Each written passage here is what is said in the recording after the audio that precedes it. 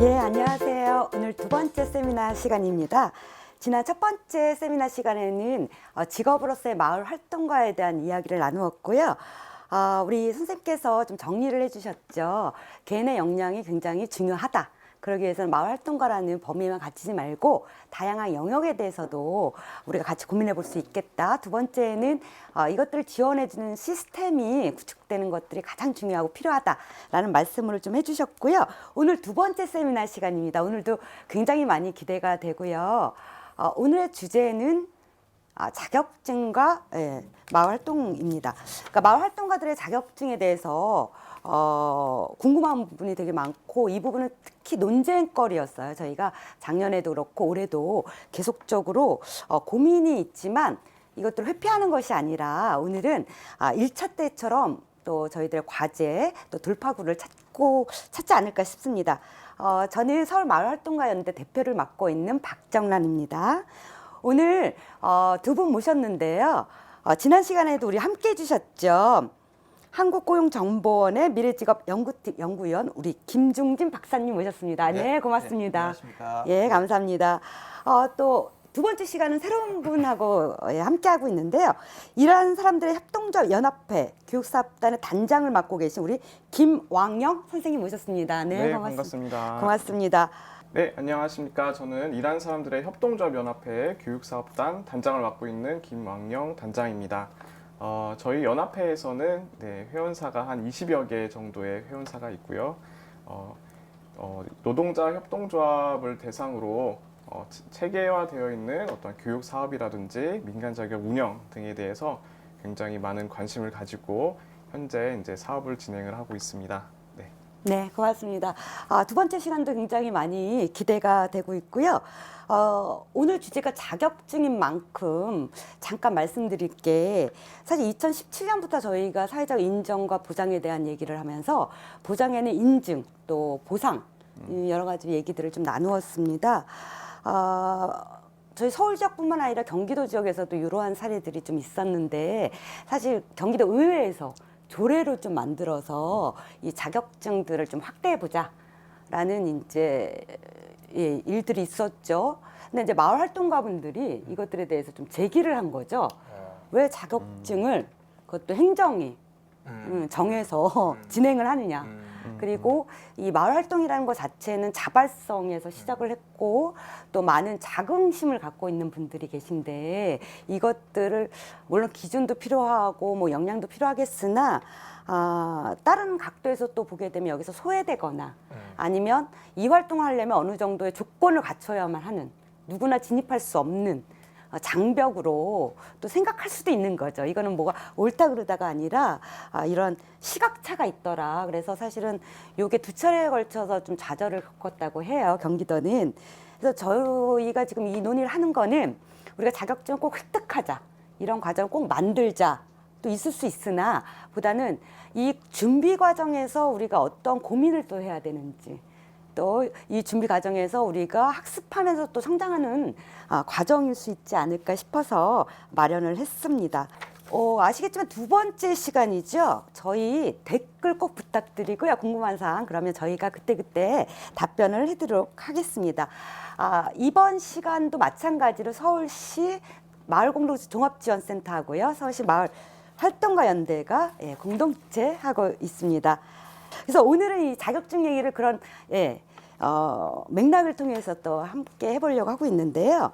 우리 단장님께서 그동안 협동조합 분야에서 직업 등록, 네네. 그다음에 요걸 맞는 자격증, 교육훈련 체계 이런 것들을 직접 설계했다기보다는 그것들을 같이 고민하시고 지금 운영을 좀 하고 계세요. 그래서 사례를 네네. 좀 간략하게 듣고 네네. 그다음 말씀 이어가도록 하겠습니다. 오늘날 이제 우리나라에서도 그 협동조합을 마을 공동체와 같이 중간 지원 조직, 그러니까 예를 들어서 서울시 같은 경우는 서울시 협동조합 지원센터에서 지원을 하고 있습니다. 네. 근데 이제 협동조합이 막 기본법이 통과됐을 한 2014년도까지에는 중간 지원 조직에서도 어떻게 협동조합을 지원을 해야 될지에 대한 그런 체계라든지 그런 인재들이 많이 없었고요. 이러한 그 폭발적으로 증가하는 협동조합에 대한 운영과 어떠한 갈등들 아니면 운영에 대한 사안들을 지원하기 위해서 긴급하게 이분들을 지원하는 전문가가 좀 필요로 했습니다. 그래서 역사적으로는 협동조합을 돕고 조력하는 어떠한 카리스마 있는 리더가 있거나 아니면은 캐나다 사례처럼 필드맨이라는 그런 활동가가 있었는데 우리나라에서는 이런 민간에서 자생적으로 활동가가 시작됐기보다는 폭발적으로 증가하는 협동조합에 대한 설립과 운영을 조금 조력하기 위한 전문가가 긴급하게 필요했고 그에 따른 그런 협동조합 코디네이터 자격증이 논의가 되고 또 이제 그런 인력들을 양성을 해야 될 과제가 시작되게 됐습니다. 네.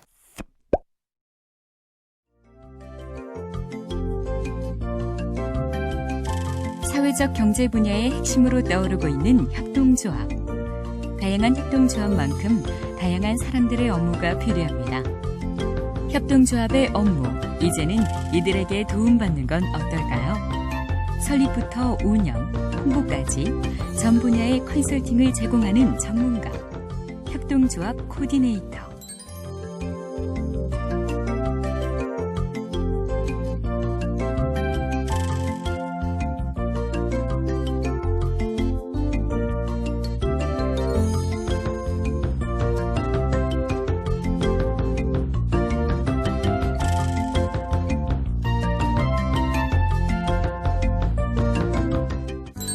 공동으로 소유하고 민주적으로 운영되는 협동조합.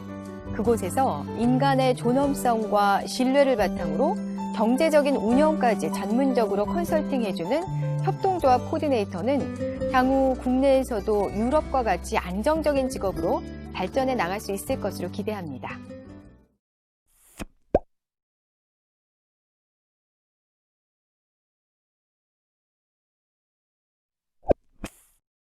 저희가 첫 번째 시간에는 직업에 대한 얘기를 좀 했었고요. 직업도 우리가 갖고 있는 의미는 굉장히 크나 꼭 직업으로 등재할 것이냐 그 논의 과정에서 또 여러 가지 얻을 것들이 많다. 그러려면 이런 준비를 좀 해야 되고 이런 과제들이 있다라는 말씀한 것처럼 지금 이 자격이 갖고 있는 의미는 어떤 게 있을까요? 네. 네네. 협동조합 코디네이터는 현장에 따라가지 못하는 이런 현상을 극복하기 위해서 앞서서 협동조합 코디네이터에게 필요한 역량이 무엇인지를 정의를 하고 또 그거에 맞는 교육과 훈련을 통해서 전문가를 빠르게 육성을 하고 현장에 투여할 수 있었다는 그런 좀 그런 장점이 있었었고요. 네네. 네. 그렇군요. 네, 맞습니다. 네네. 협동조합 코디네이터가 이제 직업으로 네. 딱 등재됐는데 네. 그것들이 이제 활성화되기 위해서는 그런 네네. 준비들이 필요하고 자격증을 받는데, 그러니까 어쨌든 지금 필요성에 대해서 그렇죠. 그리고 시작에 대해서 이제 계속 네네. 강조를 해주신 것 같아요. 그래서 네. 우리 연구위원님한테 좀 여쭤보려고 해요. 직업을 말씀하셨을 때 표준화 기준이 좀 필요하다.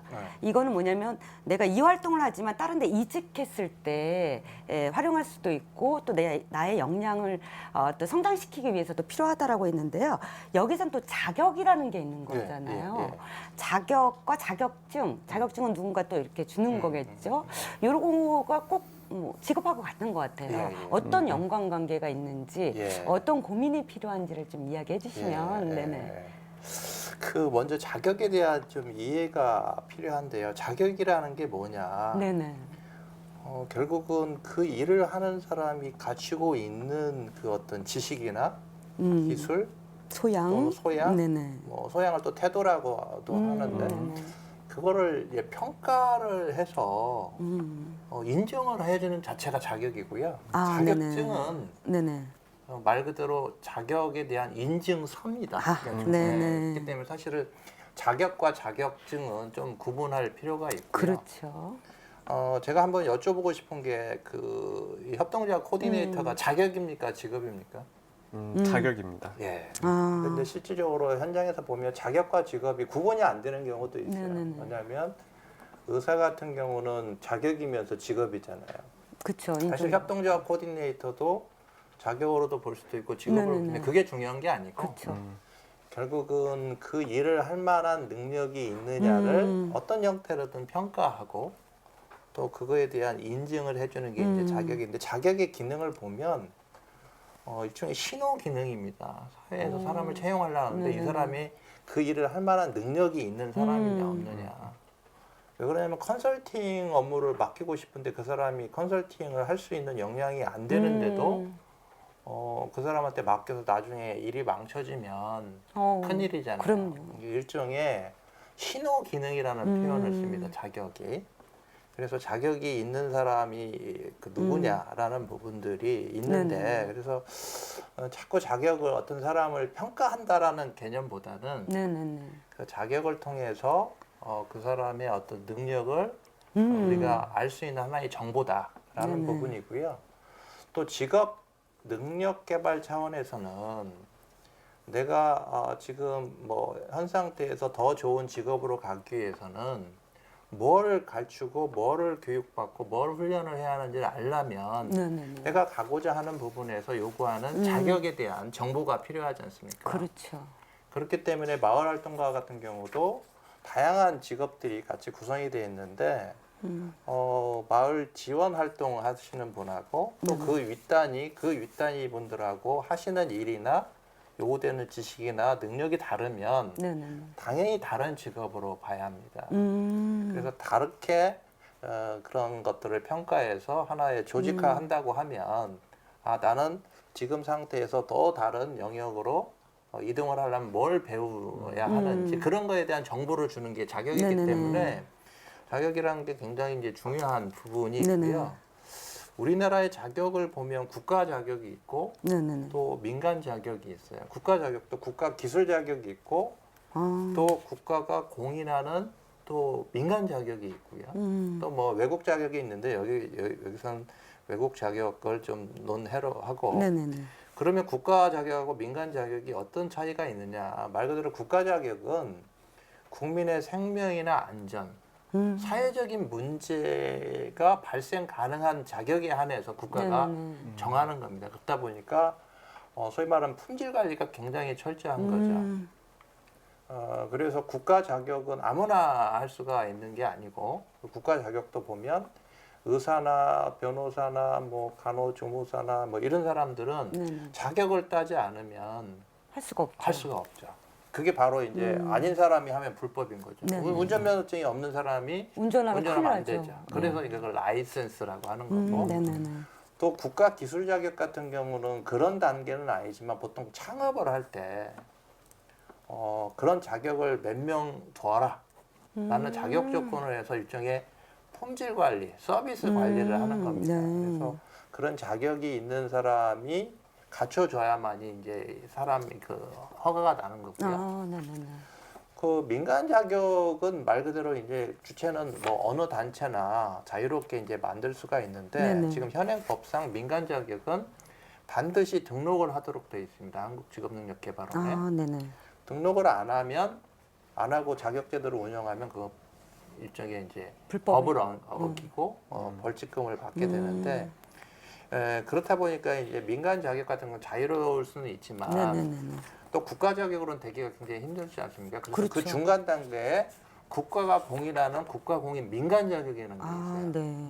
그래서 거의 이제 국가 수준의 운영이라든지 여러 가지 품질 관리가 되는 그런 네네. 자격인데 그걸 이제 국가가 공인한 민간 자격이라고 하고요. 그래서 민간 자격을 먼저 시작해서 1년 동안 3회 이상 네네네. 그런 어떤 자격 제도를 운영한 실적이 있고 그 관리를 법인이 하면 국가 공인 여부를 심사를 해서 국가 공인으로 이제 인정을 하게 됩니다. 우리나라에 지금 현재 국가 공인 민간 자격은 한 100개 정도가 있고요. 민간 자격은 몇 개나 되는지 아십니까? 한 뭐 등록된 게?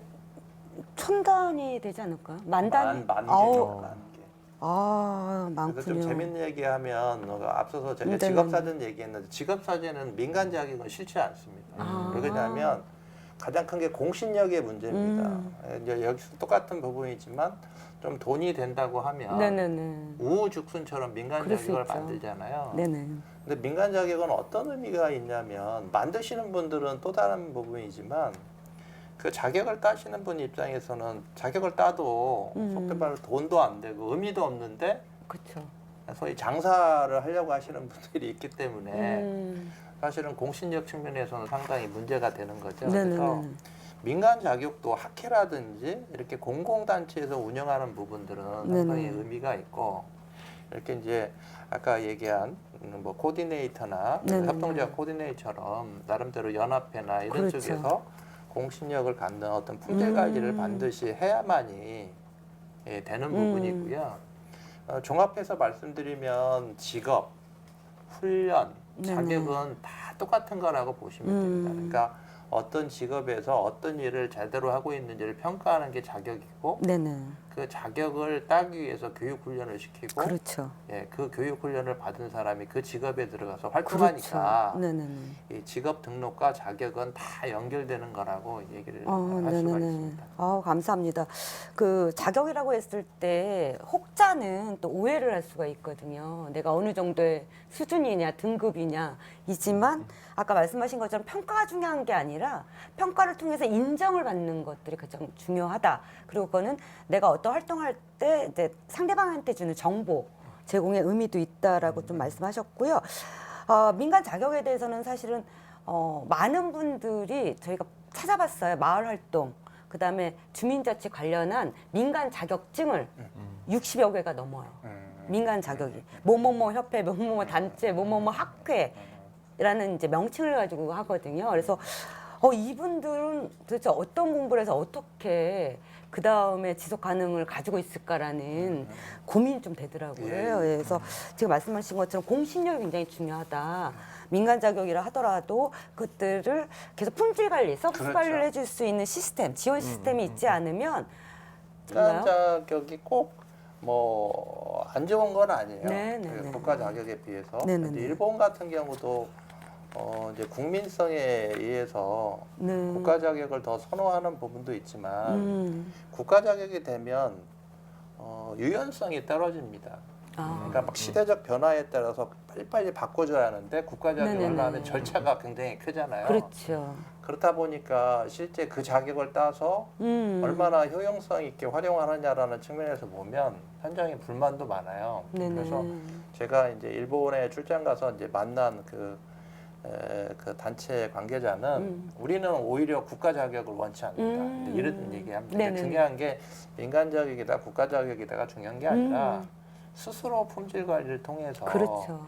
인력을 배출하고 또 그 네네. 인력이 사회에 나가서 의미 있는 활동을 했을 때만이 예. 그 자격이 의미가 있으니까 네네. 이제 마을 활동가에 대한 자격도 네네. 어떻게 구성하고 어떻게 품질 관리를 할지에 대한 고민을 같이 만드는 과정에서 하셔야 할 필요성이 있습니다. 네네네. 요거의 운영 관리 주체가 지금 그 지원센터 중간 지원 조직에서 하고 있는 건가요? 아니면 따로 법인을 만드셔서 운영을 하게 된 건가요? 원래 이제 협동조합 코디네이터가 처음 설계되고 운영됐을 때는 이제 사회적 기업 진흥원이라든지 이런 다양한 이제 그 중간 지원 조직에서 네네. 요청이 많이 되어 있지만 어떤 그 신고와 그 다음에 운영은 민간에서 진행을 하고 있습니다. 네네. 네. 민간에서 민간에서 진행을 하고 있고요. 법인인가요? 근데? 검색해 보시면 나오겠는데 네네. 그 중에 하나가 대표적으로는 뭐 쿠비즈 협동조합에서도 네네. 민간 자격증을 좀 운영을 하고 있습니다. 그래요? 네네. 네네. 그러니까 그런 것들을 좀 얘기해 주시면 네네. 지금 듣는 분들이 좀 찾아봐서 이렇게 네네. 또 연관지어서 고민할 수 있지 않을까 싶어서 여쭤봤습니다. 예. 그러면은 저희가 이제 자격증이 오늘 주제라서 이 자격증이 이제 민간 자격 뭐 국가납과 공인에 준하는 건 아직 어려울 것 같고 운영 주체 같은 게 중요하잖아요. 아까 말씀하신 이제 품질 관리, 서비스 관리를 하기 위해서는 지원 시스템이 만들어져야 된다라는 말씀을 계속적으로 해주셨거든요. 요거에서 이제 검정고시 이 단계 이런 것들이 대부분 들어간 데가 많아요. 아니면 뭐 실습. 네, 그렇죠. 이런 게 많은데 마을 활동가가 이제 이런 과정 교육 훈련은 뭐 커리큘럼 짤 수 있을 것 같아요. 어떤 식으로는요. 네. 근데 이것들은 이제 인증서를 주던 인증을 하기 위해서는 뭔가 이렇게 과정을 딱 걸쳐야 되잖아요. 네. 이게 좀 고민스럽긴 하거든요. 마을 활동을 이거 시험 볼 수도 없고. 예를 들면 뭐 아까 말씀하신 코디네이터나 퍼실리테이터 같은 경우도 사실 시험을 대체할 수 있는 다른 걸 하기도 하고 예, 아니면 실습을 통해서 해야 되나 아니면 그러니까 예, 뭘로 그 해야 할까요? 부분은 이제 네네네. 고민을 해야 하는데요. 그 네네. 시험이라는 자체를 아까도 말씀드렸던 것처럼 그 시험을 가지고 모든 부분을 결정하려고 하면 안 되고 그래도 기본적으로 협동조합이든 마을활동이든 기본적으로 알아야 할 지식이 있지 않습니까? 그런 그렇죠. 지식은 당연히 음, 그 시험을 봐야겠죠. 근데 아. 이제 그 부분은 아까 말씀드렸던 것처럼 네. 뭐 60점 이상 이렇게 정하는 이유는 어느 정도 수준이 되면 네네네. 그렇게 큰 무리는 없다라는 부분이고 그게 90점하고 80점이 뭐 실제 업무를 하는데 큰 차이가 없기 때문에 네네네. 그런 관점이고요. 네네. 그다음에 이제 민간 차원에서 접근하는 부분에 있어서도 중요한 부분들이 그 자격을 따고 시장에 나가서 활동하는데 얼마만큼 능력 있게 하느냐 일종의 자격의 공신력이죠. 딴 사람하고 따지 않은 사람하고 차이가 없다. 아, 네. 그러면 자격 의미가 의미가 없죠. 없죠.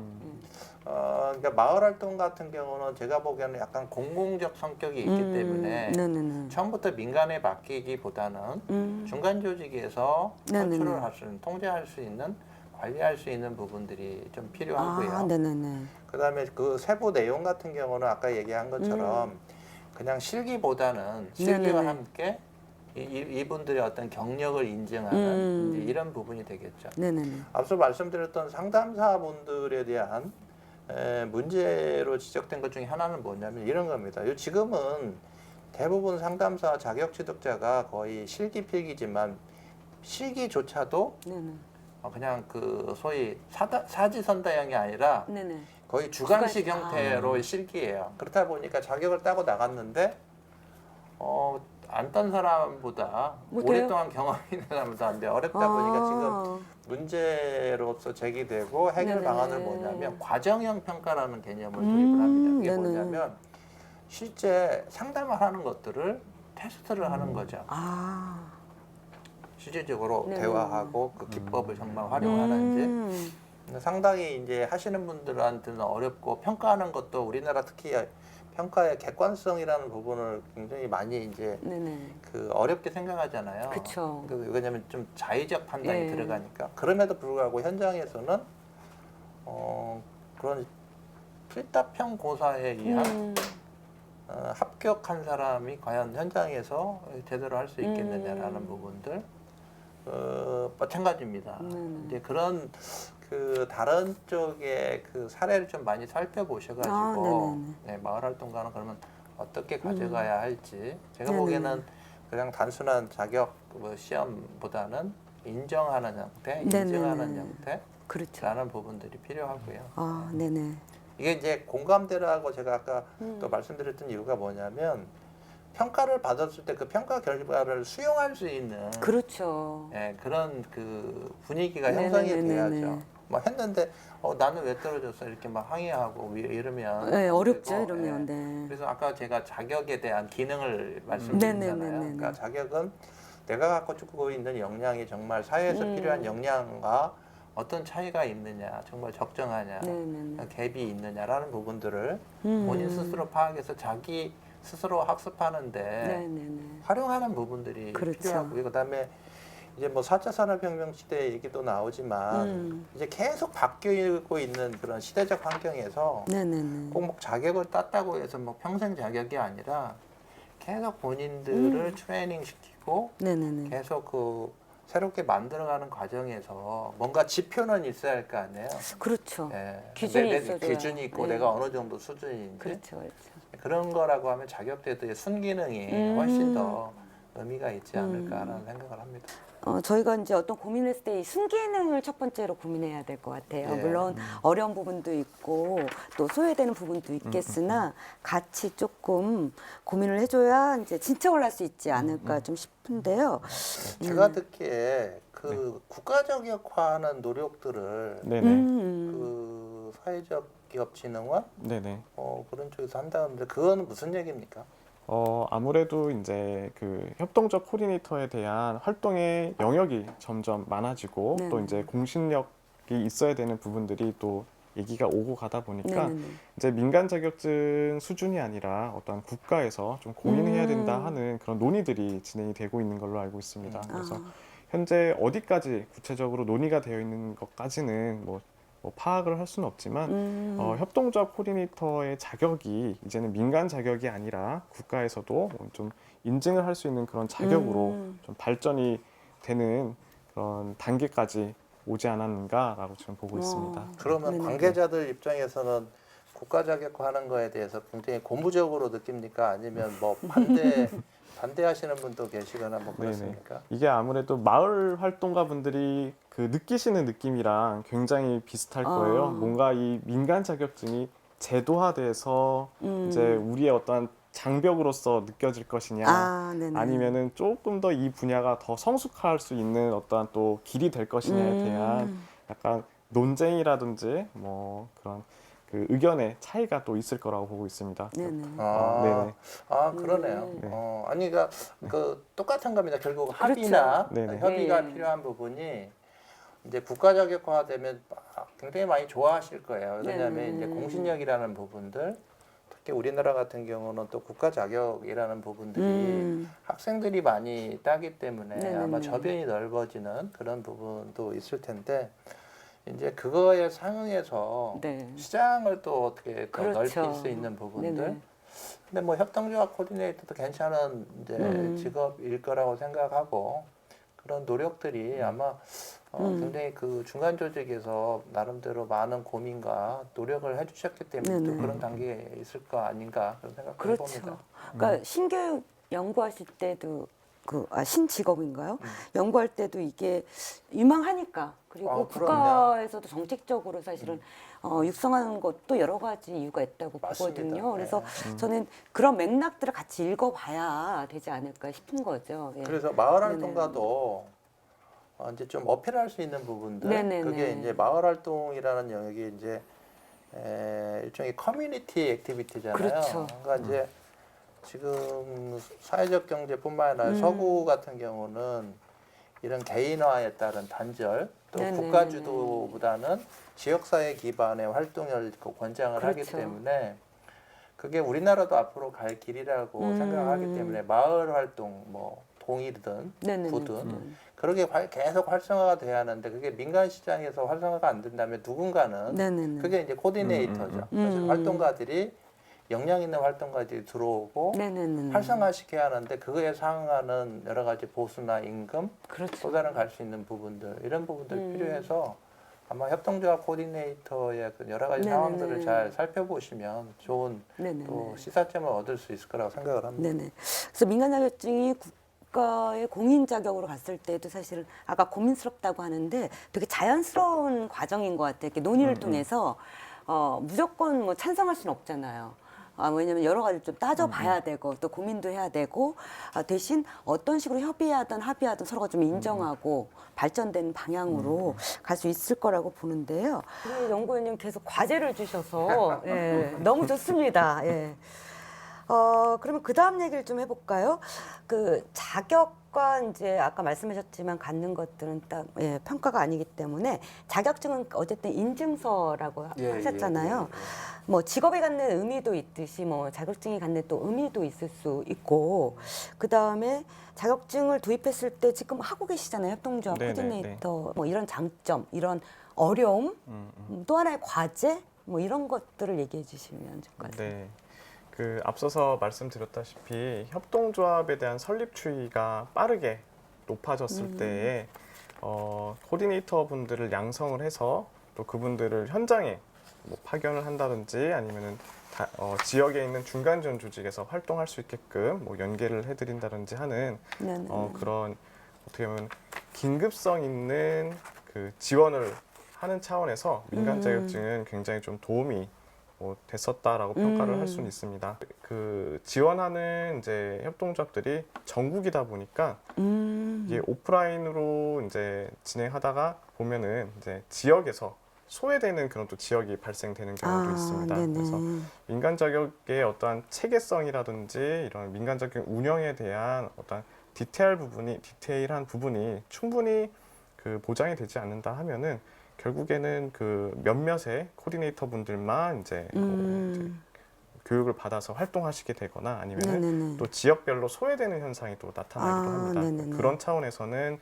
어떤 국가 자격이라든지 그런 범위보다는 조금 더 네네. 협소하다라고 조금 평가가 아, 되더라고요. 네네. 네. 장점은 긴급한 네. 차원에서는 많은 도움이 돼서 사실은 그렇죠. 네. 협동조합 설립할 때 되게 어려움들 많이 겪는데 그것들 좀 수월할 수 네네네. 있는.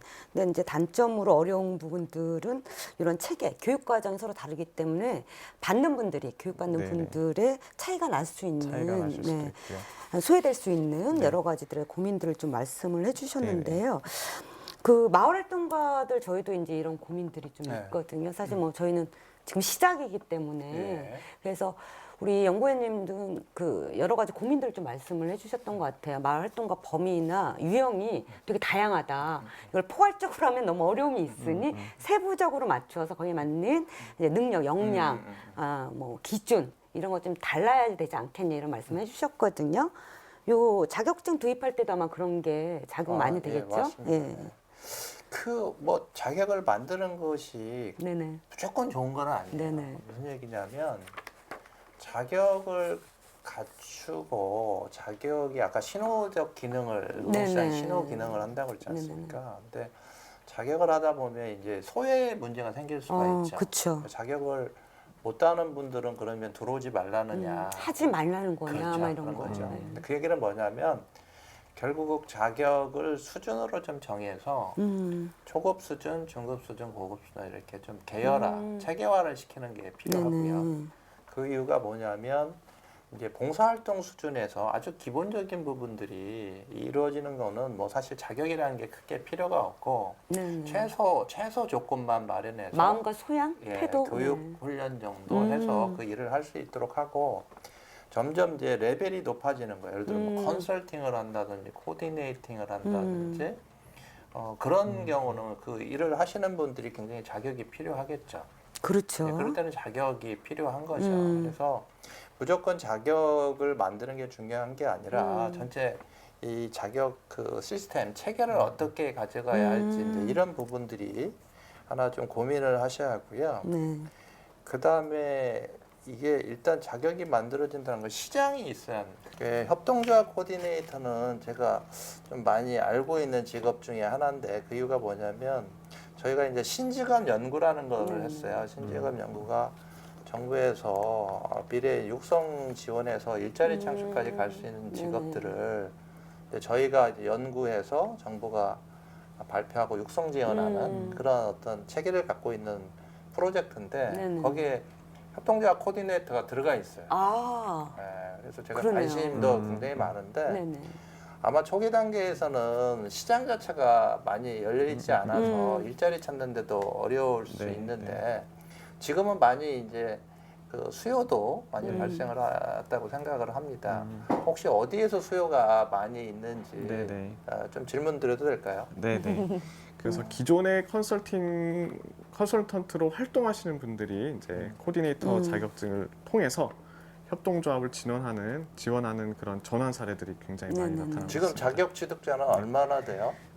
지금 자격을 일단 운영하고 있는 기관이 한 4개 기관 정도 되고 있고 네네. 한 연간 1개 기관에서 한 100여 명 정도 그리고 코디네이터 자격증이 한 4년 정도 운영됐다고 봤을 때 한 500개에서 한 800명 정도가 지금 양성이 되어 있는 걸로 보고 있습니다. 소상공인진흥공단 외에도 다른 쪽에 네네. 나가서 일을 할 수 있도록 소위 이제 일할 수 있는 기회를 확장할 수 있는 여러 가지 제도적 지원이나 노력들이 있을 것 같은데 고민도 많으시고 혹시 그런 게 뭐가 있나요? 저희 민간 자격증에서 이제 자격을 취득하시는 분들에 대한 이런 컨설턴트 풀들을 유관 기관에서 뭐 공유를 한다든지 아니면은 또 이제 신생 중간 지원 조직에 네네네. 이제 요청이 들어왔을 경우 또 추천을 드린다든지 그런 연계 활동들을 또 지속적으로 진행을 하고 있습니다. 그래서 시장을 좀 보시고 그 자격을 어떻게 활용할 건지에 대한 고민을 설계할 때 자격 네네네. 설계할 때 같이 하지 않으시면 네네. 나중에 그냥 무용지물이 될 가능성이 있고요. 아, 네네. 또 한 가지 이제 질 관리라는 측면에서 보면 결국 그 시험 문제를 누가 내야 할 거 아닙니까? 그렇죠. 검정고시를 하게 네, 되면. 네. 근데 그 수준을 어떻게 정하느냐도 굉장히 중요한 부분이고 네네. 사실 미국 같은 경우나 이런 데는 이 자격이라는 게 뭐냐면 좀 영어를 써서 죄송한데 미니멈 리ኳ이어먼트 최소 자격 수준이에요. 그러니까 입직 단계에서의 걸러주는 이후에는 네네. 노동시장에서 자유롭게 경쟁해서 소비자들이 선택할 수 있도록 하는 거지. 네네네. 아주 이제 그 막 기준을 정해서 맞냐 틀리냐 이렇게 접근하면 굉장히 힘들다. 아, 네네. 그래서 이제 마을 활동가가 그러면 어떤 사람이냐, 어떤 게 필요하느냐라는 부분을 잘 고민을 해보시면 네네. 정말 최소 인정 기준을 정하고 네. 그 다음부터는 다른 방식의 접근이 필요한 건지 아, 네네네. 아니면 단계별로 어떤 체계를 가지고 있는지 또 그거를 밝혀서 예, 예. 자격을 받는다든지 그다음에 자격을 이제 세분화된다면 그 자격 간의 연계성 이런 것도 고려를 하셔야 좀 좋을 것 같다는 생각을 합니다. 아시다시피 지금 협동조합 기본법이 통과된 지 거의 한 6년이 네네네. 넘어가고 있고 실제로 설립과 초기 운영보다는 운영 과정상에 드러나는 어떠한 갈등의 문제라든지 네, 그쵸. 운영상의 문제를 다뤄야 네네. 되는 부분이 굉장히 크게 언급이 되고 있고요. 그런 차원에서 코디네이터 교육 과정도 조금씩 변화가 되고 있습니다. 그렇겠죠, 아무래도. 그래서 네. 네네. 아까 이제 박사님께서 말씀하셨던 네. 것처럼 현재 코디네이터 과정은 단일 과정으로 되어 있는데 조금 개활화를 해서 네네네. 첫 번째 단계에서는 설립과 초기 운영, 예, 예, 그 다음 단계에서는 어떤 경영상의 문제를 다뤄지는 것까지 계속 점진적으로 변화가 되고 있고 더 네네네. 발전하고 있는 단계에 아.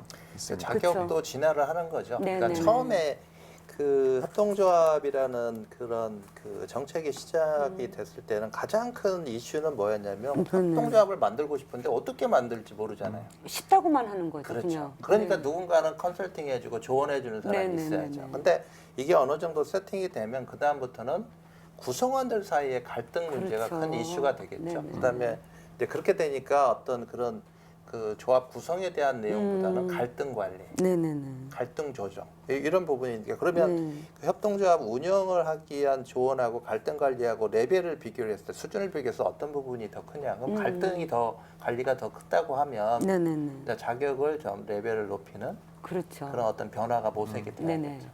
우리가 이제 이 자격 중에도 가장 중요한 게 이제 역량을 계속 이제 높여야 되고 성장해야 되고 그러기 위해서는 이제 교육 훈련 과정들이 굉장히 필요하거든요. 그래서 아까 말씀하신 협동조합 코디네이터는 일단은 설립에 방점을 찍었고 거기에 대해서의 운영이라면 두 번째는 이제 갈등 관리, 조정, 근데 세 번째는 아마 경영에 대한 것들.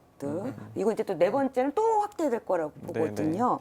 그리고 마을 활동도 사실은 그 말씀을 좀 해주셨어요. 유형별로 나눠져야 된다, 세부적으로. 그렇지 않으면 되게 어려움이 많을 거다라고 말씀을 해주셔서 아까 살짝 좀 얘기 듣기로는 그 NGO, NPO 이런 활동도 많이 하잖아요. 시민단체들을 그렇게 빗대서 구분하면서 대학원에서도 이제 그런 과들이 생겨나죠, 대학원이. 네네. 그리고 현장에 있던 분들이 또 겸임 교수로 가기도 하고 그다음 성공회 같은 경우에는 또 어떤 과정에서 마을 공동체 과정이 또 생겼었어요.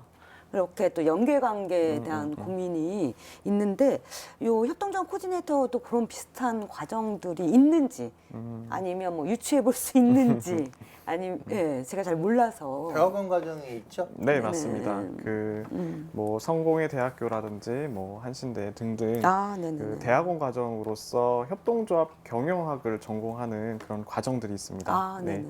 네, 한편으로는 협동조합을 운영하시는 그런 경영자 분들은 네네네. 특별히 또 시간을 내셔서 대학원에 진학을 하거나 또 이제 학문적인 탐구를 하기보다는 이제 실용적인 이런 그 학습을 하고자 하시는 그런 경향들이 굉장히 또 많으십니다. 네네네. 네.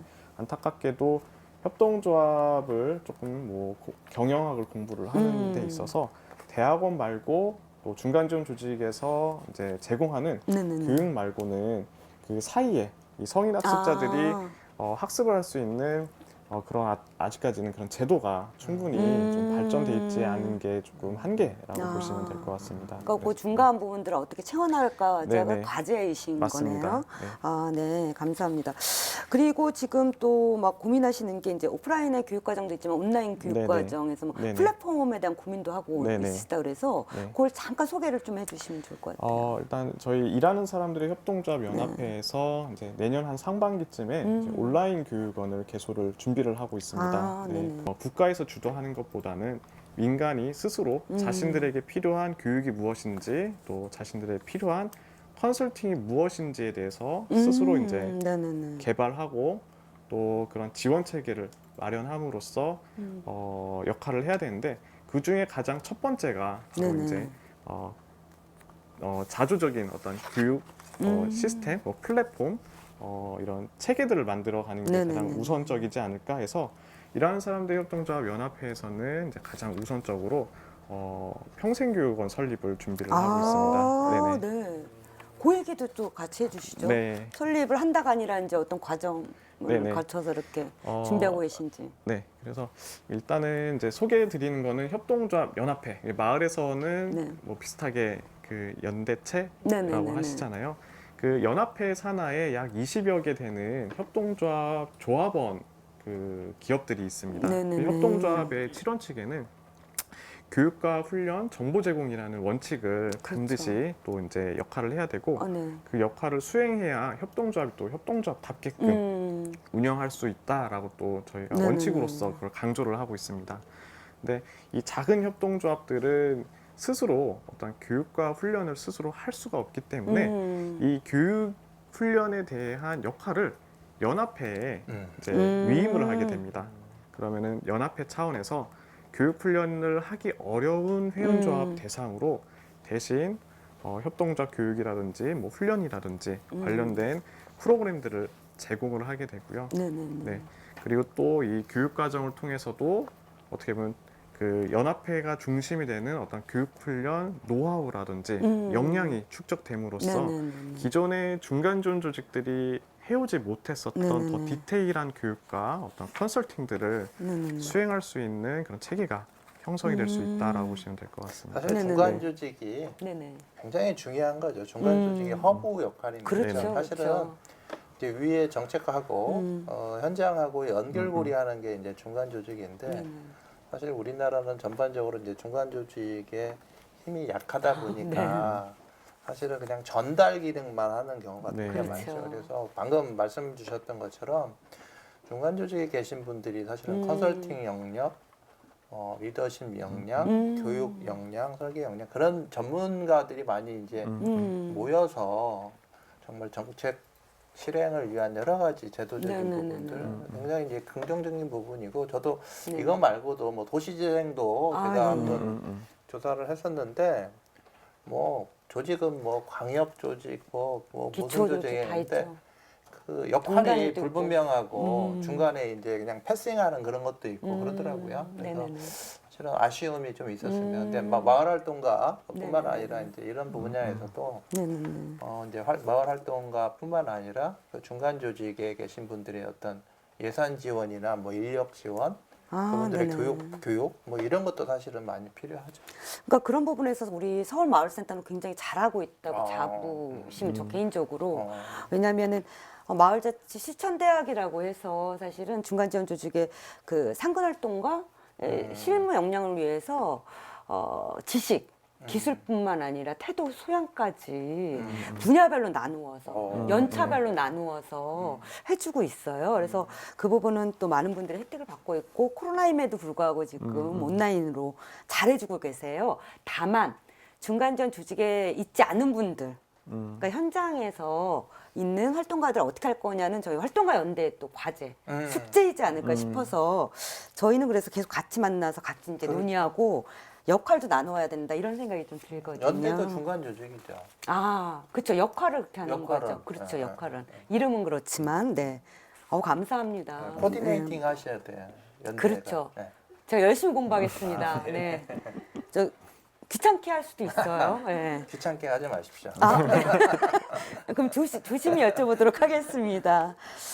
그래서 요거에 관련한 뭐 채용이라든가 뭐 시장의 규모, 뭐 전망 이런 거는 사실 우리가 이야기 중간에 다 나왔기 때문에 이제 마무리를 좀 하려고 네, 합니다. 네네. 그래서 지금 한 4년 정도 됐다고 하셨고 네네. 또 연구 작업을 하시니까 두 분께서 요 자격에 대한 고민을 할 때 우리가 좀 놓치면 안 될 것들 아니면 이제 유념해야 할 것들 유의사항 뭐 이런 것들을 마무리 발언으로 좀 해주시면 저희가 많은 도움이 되고 또 내년에도 계속 이것들을 하려고 해요. 이런 자리들을 그때 또 두 분 모실 수 있도록 네. 하려고 하거든요. 네. 그 제가 먼저 말씀을 네네네. 드릴게요.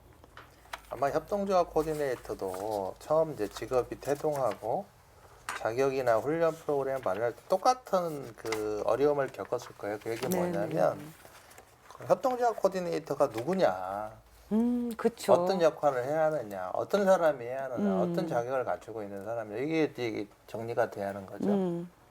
네. 이제 그거에 기반해서 프로그램도 만들고 또 자격 평가를 준 거라고 얘기하죠. 그러니까 기준이 마련이 돼야죠. 그렇죠.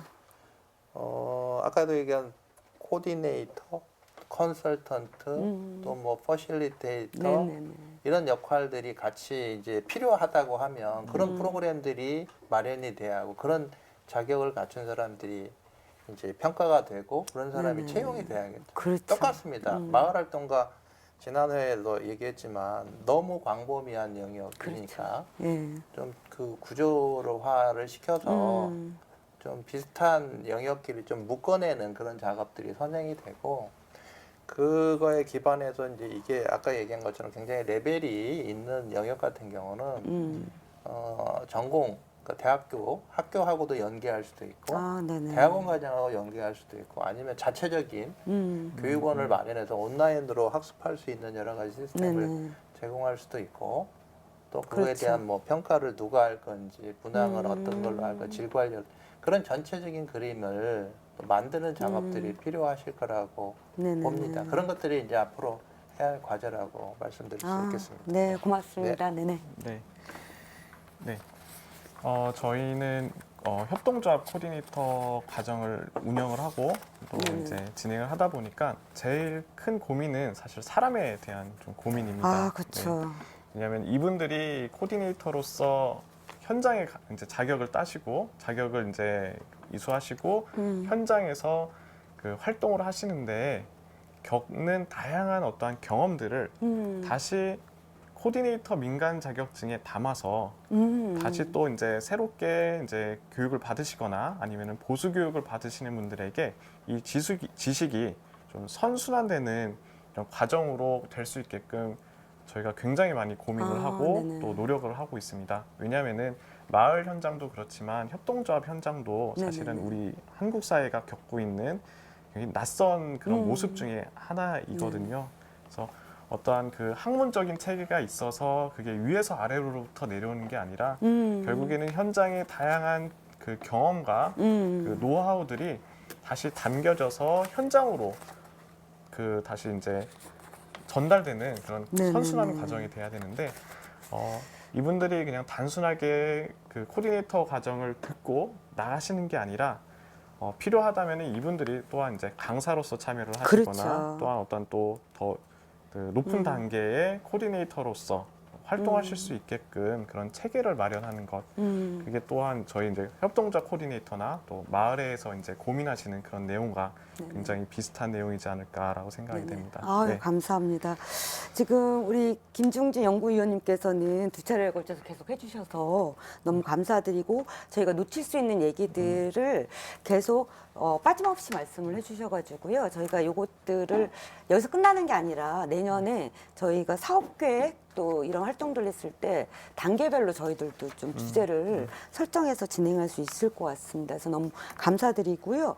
또 우리 김한영 단장님 너무 감사드립니다. 고맙습니다. 이렇게 해주셔서 특히 지금 4년 됐음에도 불구하고 이제 시작이다라고 네네. 겸손하게 말씀을 해주셔서 저희 마을 활동가들에 대한 진로 그리고 사회적 인정 보장에 대해서도 앞으로 계속 얘기할 수 있는 좋은 시간이지 않았을까 싶습니다.